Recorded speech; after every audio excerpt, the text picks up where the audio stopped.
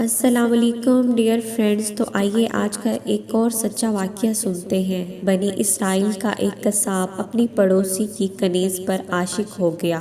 اتفاق سے ایک دن کنیز کو اس کے مالک نے دوسرے گاؤں کسی کام سے بھیجا۔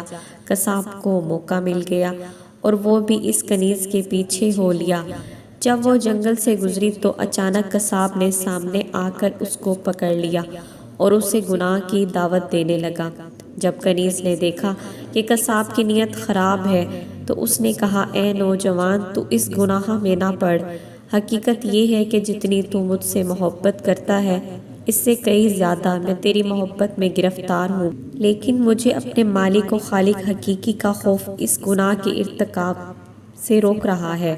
اس نیک سیرت اور خوف رکھنے والی کنیز کی زبان سے نکلے ہوئے یہ الفاظ تاثیر کا تیر بن کر اس قصاب کے دل میں پیوست ہو گئے، اور اس نے کہا، جب تو اللہ سے اس قدر ڈر رہی ہے تو میں بھی اپنے پروردگار سے کیوں نہ ڈروں؟ میں بھی اسی کا بندہ ہوں۔ جا، تو بے خوف ہو کر چلی جا۔ اتنا کہنے کے بعد اس قصاب نے اپنے گناہوں سے سچی توبہ کی اور واپس پلٹ گیا۔ راستے میں اسے شدید بھوک پیاس کا احساس ہوا، لیکن اس ویران جنگل میں کہیں پانی کا دور دور تک نام و نشان نہ تھا۔ اندیشہ کہ گرمی اور پیاس کی شدت سے اس کا دم نکل جائے، اتنے میں اسے اس زمانے کے نبی کا ایک قاصد ملا۔ جب اس نے قصاب کی یہ حالت دیکھی تو پوچھا، تجھے کیا پریشانی ہے؟ قصاب نے کہا، مجھے سخت پیاس لگی ہے۔ یہ سن کر قاصد نے کہا، آؤ ہم دونوں مل کر دعا کرتے ہیں کہ اللہ ہم پر اپنی رحمت کے بادل بھیجے اور ہمیں سیراب کرے، یہاں تک کہ ہم اپنی بستی میں داخل ہو جائیں۔ قصاب نے جب یہ سنا تو کہنے لگا، میرے پاس تو کوئی نیک عمل نہیں جس کا وسیلہ دے کر دعا کروں، آپ نیک شخص ہیں، آپ ہی دعا فرمائیں۔ اس قاصد نے کہا، ٹھیک ہے، میں دعا کرتا ہوں، تم آمین کہنا۔ پھر قاصد نے دعا کرنا شروع کی اور وہ قصاب آمین کہتا رہا۔ تھوڑی ہی دیر میں بادل کے ایک ٹکڑے نے ان دونوں کو ڈھانپ لیا اور وہ بادل کا ٹکڑا ان پر سایہ فگن ہو کر ان کے ساتھ چلتا رہا۔ جب وہ دونوں بستی میں پہنچے تو قصاب اپنے گھر کی جانب روانہ ہوا اور وہ قاصد اپنی منزل کی طرف چل پڑا۔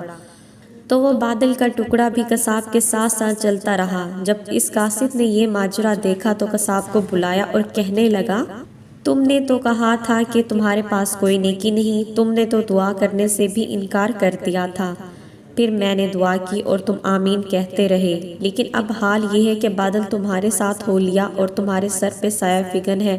سچ سچ بتاؤ، تم نے ایسی کون سی عظیم نیکی کی ہے جس کی وجہ سے تم پر خاص کرم ہوا اللہ پاک کا؟ یہ سن کر قصاب نے اپنا سارا واقعہ سنایا۔